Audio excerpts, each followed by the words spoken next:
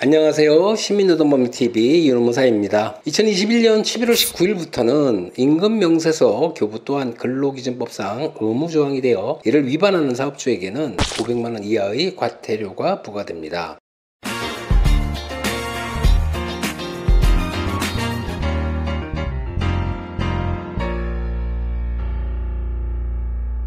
여러분들 임금명세서 다들 잘 알고 계실 겁니다. 아주 예전에도 월급을 줄 때 월급 봉투라 해서 급여 내역을 수기로 꼼꼼하게 기재하고 동전까지 일일이 세어가며 현찰로 월급 봉투에 담아 근로자에게 지급하던 시절도 있었는데요. 2021년 11월 19일부터는 임금명세서 교부 또한 근로기준법상 의무조항이 되어 이를 위반하는 사업주에게는 500만원 이하의 과태료가 부과됩니다. 그런데 임금명세서는 미작성하거나 잘못 작성하는 경우 과태료뿐만 아니라 심각한 노무관리의 리스크가 발생할 수도 있는데, 오늘은 임금명세서가 왜 중요한지 또 어떻게 작성해야 하는지에 대한 영상을 준비했습니다.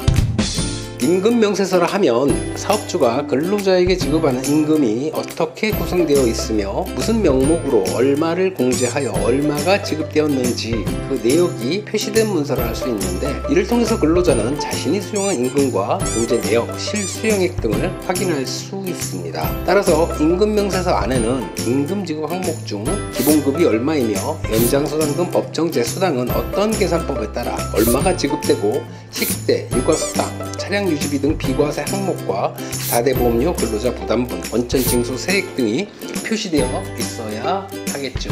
자, 이렇게 임금명세서 안에는 근로계약서 상의 임금의 구성과 계산 방법, 지급 방법 등이 제대로 표시되어 있어야 하는데, 근로계약서나 임금명세서상 기본급과 법정수당 이걸 제대로 구분해 두지 않아 그냥 기본급의 모든 급여를 몰빵해버려 근로자의 급여 모두가 주 40시간 근로에 대한 기본급이 되고 시간의 근무, 야간수당 모두 미지급한 것으로 처리되거나 일당제나 시간제 근로자에 있어 소정근로에 대한 지급분과 조휴수당이 구분되지 않아 조휴수당 자체가 지급되지 않는 것으로 인정될 수 있다는 점, 이 부분에 대하여는 지난 조휴수당과 연장 야간 휴일근로 수당 부분에서도 다루었던 부분인데, 근로계약서는 사업장 상시 근로자 수나 근로자의 근로시간, 근무 형태에 맞게 작성되어야 하고, 사업주는 근로계약 내용에 따라 임금대장을 작성하여 근로자별로 임금명세서를 교부해야 하겠습니다. 개정근로기준법 제48조는 사용자는 임금을 지급하는 때에 근로자에게 임금의 구성 항목과 계산 방법, 임금 일부를 공제한 경우의 내역 등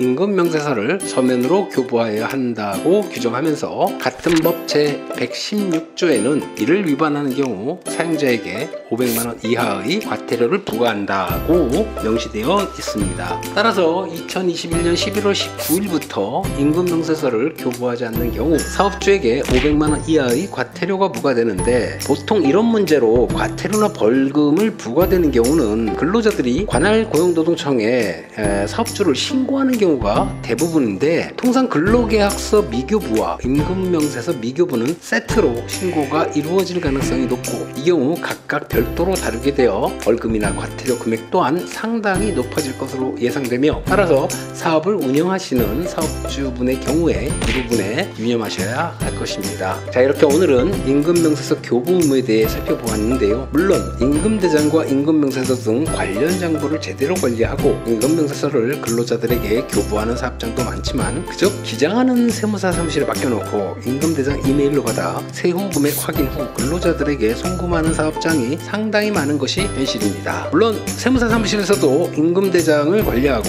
사업주가 요청하면 임금명세서를 발급해 줄 수 있습니다. 그러나 근로계약서와 임금대장, 임금명세서는 노동관계법령에 따라 노사 간 금전적 권리 의무 관계를 규정하는 핵심 문서라서 세무사 사무실에서 원천징수나 4대 보험 관련 공제 항목은 그런대로 관리할 수 있다 하더라도 근로계약과 관련한 급여의 구성이나 계산 방법, 연차수당 등에 관하여는 관련 분야 전문성이 떨어지는 세무사에 맡겨놓고 방치할 경우 자칫 노무관리에 큰 리스크가 될 수 있다는 점 말씀드리면서 오늘 영상 마치도록 하겠습니다. 여러분 감사합니다.